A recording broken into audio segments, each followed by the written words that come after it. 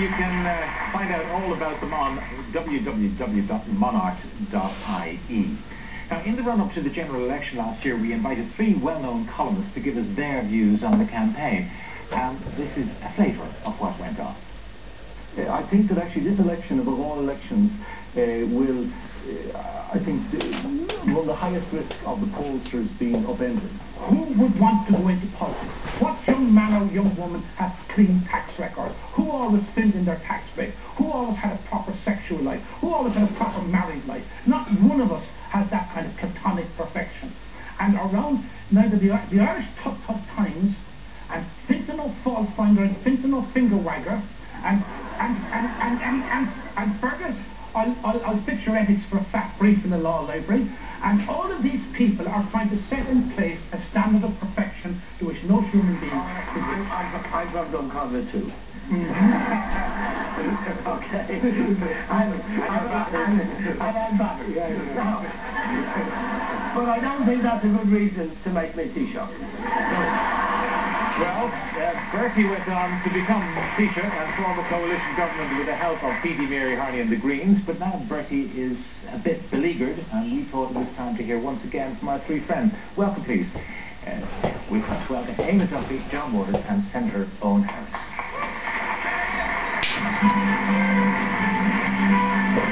Eamon, you're very welcome. John. Owen, Senator, you're very welcome. Well, it's like science mystery theatre 3000, but it may be mystery politics theatre 3000. What are those words? Have you changed your mind? Well, as you know, Pat, I've never been afraid to change my mind, so this is the perfect time for me to have concerns about the evidence of the Mahon Tribunal and do a Fiona O'Malley or a Mary Harney and to say I'm perturbed. But the fact of life is, before I came out tonight, I asked myself the same 3 questions I asked myself before the Late Show last May. Do I believe Bertie Ahern is corrupt? Do I believe he's lying to the Mahon Tribunal, barefacedly? And do I believe the media are treating him fairly? And the answer to all these questions is no. And the first question is actually the most important because everything falls or stands with it. Fundamentally, I believe there are 3 reasons why Bertie Ahern is not corrupt. First of all, where are the horses, the stud farms, the collection of oil paintings, the country houses that the cab would look for if they were going to, unless he got in the Cayman Islands? Secondly, on the register of property of members' interests, published in the Irish Times a few weeks ago, he was basically he doesn't play golf, so no use to him. So he had the least amount of property, as his brother Nolan said, are always at the bottom of the list of people paying the expenses. So he's basically one of Wolf Tone's people, a man with no property, apart from his semi-attached house. Thirdly, and this is very important, there's never, in a small country like this, there's never been a Nora of political corruption around the Heron, of mad about wealth as there was around Liam Lawler, Ray Burke or Charles Haughey. He just doesn't have that reputation for corruption. And lastly, it makes no sense to target a Minister for Finance. I mean, the tribunal is about Callan allegedly trying to corrupt the planning process, but you wouldn't target a Minister for Finance if you wanted that. You do what's happening down in Wexford or Waterford. You look for the county council. These are the people you're correct. John, what do you think? I don't think this is about ethics anymore in this particular moment. It's about politics. And see, Bertie appealed to a particular mindset in Irish society. And it's not the mindset of the Irish Times or of the Mahon Tribunal. It's not a PC mindset. But it does have certain rules. It's not lawless. And the fish need the sea to survive. Bertie needs that energy to survive. And that energy is seeping away now. So I believe Bertie's days are numbered. He doesn't really want to survive to lead his party in the next election. So it's a matter of time. No, it's a matter, but I think it's going to happen quite quickly because this is the point. There are certain rules in this culture, and one of them is that you don't send a woman out to do your dirty work. You're talking about chronic group. Yes, and that has resonated deeply in the psyche of the society in the last week. Secondly, when that woman is abused and humiliated by a bully, you go around and you give him a couple of slaps. That's what you do in that culture. Bertie's silence continues to resonate, and his silence tells us that he has something to hide. It confirms the deepest fears on the part of his own people. Never mind the suspicions of his enemies.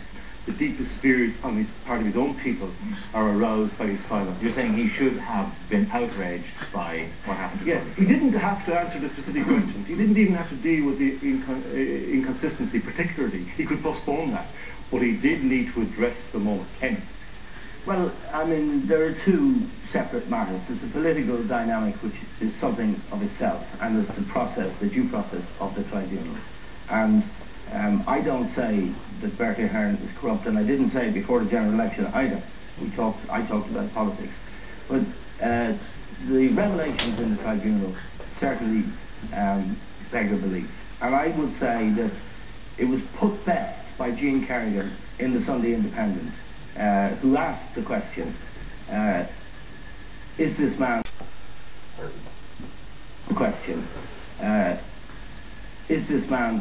a perjurer, and is he evading tax? And I think it's hard to look at the evidence put before the tribunal and come to the conclusion that he has told the truth. If he has lied on the road to the tribunal, which was set up by the Oireachtas and himself as Taoiseach, that's a very serious matter. And if he has evaded tax, if he evaded tax as Minister for Finance, and therefore the political boss of the Revenue Commissioners, that's a serious matter. Now, if we want a decent society here, we don't have to be priggish. And I agree with Senator Harris, who has been elevated to the Senate and is a great adornment to the Senate since we last met here. But I do believe that most people in Ireland meet their obligations. And when they take an oath, they believe in it. And they want to live in a society where people believe in the oath they take. And also, they pay their taxes for their community and for this society. That's a serious matter for a Taoiseach and for any politician and any public figure. Now, Senator Harris has set the bar. According to him, corruption is measured by the number of castles and houses and horses and restaurants you go to. That's not the bar, Senator Harris, not at all. The bar, Senator Harris, is the bar that applies to the rest of us. You pay your taxes. If you take an oath, he's had a good run of can I finish? If you take an oath before a court or before a tribunal on the Bible, we expect the leader of this country to tell the truth. And Jean Kerrigan in your own newspaper and Alan Runnan, two very respected journalists, have said they don't believe Mr. Ahern, and you're one of the few people remaining who do. All right. Okay.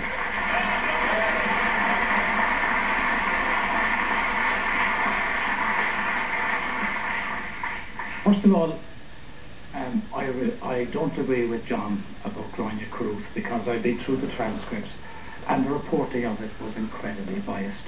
For example, on Wednesday, which was never reported by any reporter, she asked for to be allowed to continue her evidence because her children were on midterm break and she wanted to finish it out that day. She was refused by Des O'Neill.